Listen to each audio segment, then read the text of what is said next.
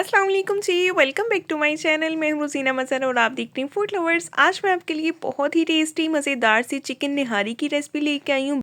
आज हम बाज़ार से ज़्यादा अच्छी निहारी जो है वो घर में बनाएंगे, तो चलते हैं रेसिपी की तरफ। टाइम को क्यों ज़ाया करें, सबसे पहले कुछ मसालों को रोस्ट कर लेते हैं। इसके लिए हमें चाहिए 1 टेबल स्पून जो है खुश्क धनिया, 1 टेबल स्पून सफ़ेद ज़ीरा, 1 टीस्पून सौंफ और पिपली जो है सबसे मेन इंग्रेडिएंट है, इसके बगैर निहारी नहीं बनती।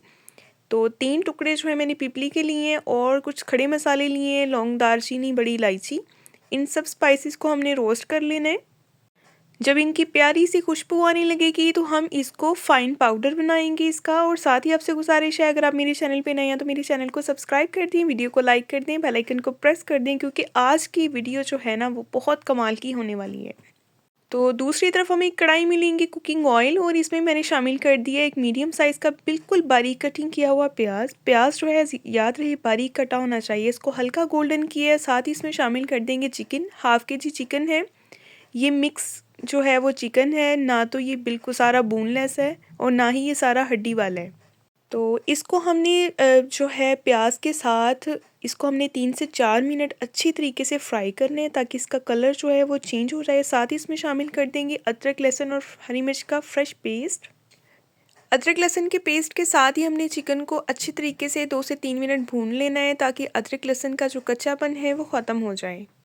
जब चिकन जो है अच्छे से भून जाए तो हमने इसमें कुछ स्पाइसेस ऐड करने हैं। इसमें हम शामिल कर देंगे 1 एंड हाफ टी स्पून नमक, 1 एंड हाफ टी स्पून इसमें जाएगा सुरख मिर्च पाउडर, हाफ टी स्पून इसमें जाएगा कश्मीरी लाल मिर्च पाउडर और हाफ टी स्पून इसमें शामिल करेंगे हल्दी। अच्छे तरीके से भून लेंगे। अच्छा, सुरख मिर्च जो होती है ना, ऐसा वाहद इंग्रेडिएंट है जिसको भूनना बहुत ज़रूरी होता है। अगर ये कच्ची रह जाए ना तो ये टोटली सालन का टेस्ट ख़राब कर देती है। इसीलिए इसको ऑयल में या घी में, जिसमें भी आप खाना बना रहे हैं, एक दफ़ा लाजमी भूनें बग़ैर पानी के। तो ये देखें, अच्छे से ये मसाले भून चुके हैं। इसको भून लेने के बाद अब हम इसमें शामिल करेंगे 1 कप के करीब पानी और मिक्स करेंगे और पानी के पकने का हम इंतज़ार करेंगे। साथ ही आपसे गुजारिश है, मेरे चैनल पे नए हैं तो सब्सक्राइब कर दें। और ये देखिए पानी पकना शुरू हो गया। अब हम इसमें शामिल कर देंगे आटा। ये है गंदम का आटा 3 टेबल स्पून। मैंने तो इसी तरह से हल्का हल्का सा इसको ऊपर स्प्रिंकल कर दिया है और फटाफट से फ़ौरन से हमने चम्मच को हिलाना है, मिक्स करना है। आप चाहें तो मैदा भी ऐड कर सकते हैं, आपकी चॉइस है।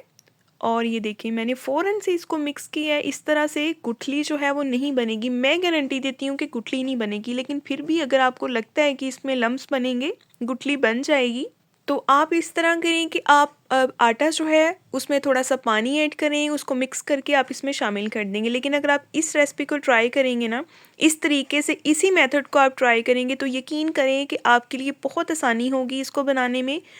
इस तरह की रेसिपी आपको पूरी यूट्यूब पे नहीं मिलेगी, इससे आसान रेसिपी नहीं मिलेगी। ठीक हो गया। और इसको अच्छे से 1 मिनट भूनने के बाद मैंने इसमें शामिल कर दिया पानी। अब मैं आपको चेक भी करवाऊंगी कि इसमें लम्स नहीं बने। इस तरह से अगर आप बनाएंगे तो इससे ये भी फ़ायदा होगा कि आपको ऑयल जो है वो सेपरेट से निकालने की ज़रूरत नहीं पड़ेगी, ऑयल अलहदा नहीं करना पड़ेगा। पानी मुझे थोड़ा सा कम लग रहा है, इसलिए मैंने दोबारा पानी इसमें शामिल कर दिए। अभी जैसे ही इसमें बॉयल आएगा मैं आपको दिखाऊंगी कि इसमें लम्स नहीं बने और अल्हम्दुलिल्लाह ये बहुत अच्छी बन के तैयार हुई थी। और ये रोस्टेड स्पाइसेस हैं जिनका मैंने फ़ाइन पाउडर बना लिया था, तो ये इसमें शामिल करेंगे। थोड़ा सा मसाला जो है इसको मैं रख लेती हूँ, ये हम बाद में यूज़ करेंगे, मैं आपको बताऊँगी कब यूज़ करना है। मिक्स करेंगे इसको हम।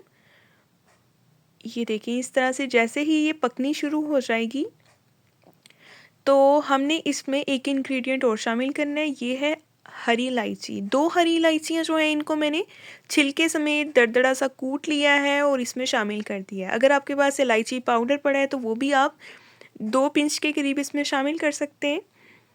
अच्छे से मिक्स करेंगे और ये देखिए अभी मैं आपको चेक करवाती हूँ कि इसमें लम्स नहीं बने। ये देखिए आप देख सकते हैं इसमें कितनी स्मूथनेस है। आटा इस तरह से भी अगर हम इसमें स्प्रिंकल करके भी डालेंगे, डायरेक्ट डालेंगे, तो इसमें लम्स नहीं बनेंगे। इसको मैं कवर कर देती हूँ 60 मिनट्स के लिए। बिल्कुल दम वाली फ्लेम पे हम पकाएंगे। इसमें मैंने बिल्कुल एक्स्ट्रा ओवर पानी नहीं डाला, उतना ही डाला है जितनी मुझे निहारी चाहिए।